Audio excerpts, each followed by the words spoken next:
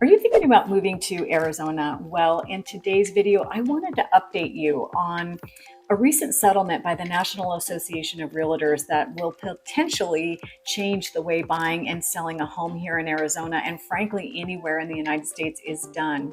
You may or may not have heard about this recent lawsuit. I don't know about you, but I don't really watch the news anymore. But this headline is really tough to miss. And as a real estate agent, I personally am being flooded with all of the clickbait headlines, and many things that I'm seeing are fake news. So it's in the headlines, and it is something that I wanted to bring to your attention. The National Association of REALTORS has been embroiled in a huge class action lawsuit recently where they were facing some antitrust allegations regarding online home listings, basically listings that were in the MLS. And without admitting any guilt, the NAR reached a huge settlement agreement recently, primarily focused on issues surrounding realtor commissions. And the settlement it's supposed to address concerns related to how commissions are structured, how they're negotiated, and then ultimately how they're communicated. So what does this mean for buyers and sellers? Let's break it down like we're third graders. It basically affects how realtor commissions are shown online. That's the bottom line. Currently, commissions for sellers are structured and negotiated based on the percentage of a final sales price of the property. And this is something that has always been negotiated between a listing agent and the seller. And this is done prior to listing the home. The total commission is then split between the listing agent and the buyer's agent. Again, this split can be negotiated. Right now, though, when a listing agent puts a listing on the MLS, they show the amount of the commission that's going to be paid to that buyer's agent. Again, this could be 2%, 3%, 4%. It could be more or less. It's whatever was negotiated between the listing agent and the seller, but it's shown in the MLS. Under this recent settlement, if it's accepted in July, it's not official yet, but if it is accepted, there's going to be restrictions on displaying the commission information on the MLS. So that means showing that the percentage that's offered to the buyer's agent, if there is one, by the seller on the MLS, it's not going to be displayed. It's going to be discontinued from what I'm understanding. The intention here is to promote fair competition among real estate agents, and it's supposed to prevent potential price fixing or any other anti-competitive practices. So how is this going to affect you as a buyer? If you are a buyer, you're going to want to be represented by an experienced real estate agent, and you are going to want to understand how your agent is being compensated. So your agent does not work for free, as we all know. So you're going to want to make sure that you have a buyer-broker agreement in place that outlines how your agent is going to be compensated, and your agent is going to be required now to get this signed prior to looking at homes. So you can expect that from your agent if you're wanting that independent representation. In the past, a lot of agents, when they first have a client that comes aboard, we will take them out and show them a lot of homes. And we're doing this without anything in writing that we are representing them. There's nothing official.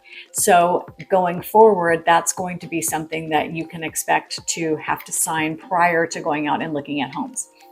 If the seller is not offering to pay the buyer agent commission, you as a buyer will need to negotiate with your agent either to pay those fees directly, or you're going to have your agent negotiate with the seller's agent to cover the portion that you as the buyer would be responsible for based on that agreement. So let me give you an example. Let's say you have a buyer-broker agreement that states that your agent's going to get 2.5% of the sales price for their commission, and the seller is only offering 2%. You as the buyer would be required to pay that difference of that 0.5%, or your agent can negotiate with the seller's agent to get the seller concession for that difference. The bottom line is it's just important to know what you have agreed to before heading out to look at homes. So it's really transparent what has been agreed to. I personally believe that sellers will be negotiating that commission detail as they always have with their sellers, because listing agents do know the value of offering to share their commission with a buyer's agent if they bring a qualified and vetted buyer. It helps a seller move their home faster, and it also keeps things legal and fair so that both sides are independently represented. As a former paralegal, that's really important to me, that both sides are independently represented. If a seller decides not to offer commission up front, there's still wiggle room. The listing agent can chat with the buyer's agent and maybe work out a deal where the buyer gets some help with those closing costs in the form of a seller concession.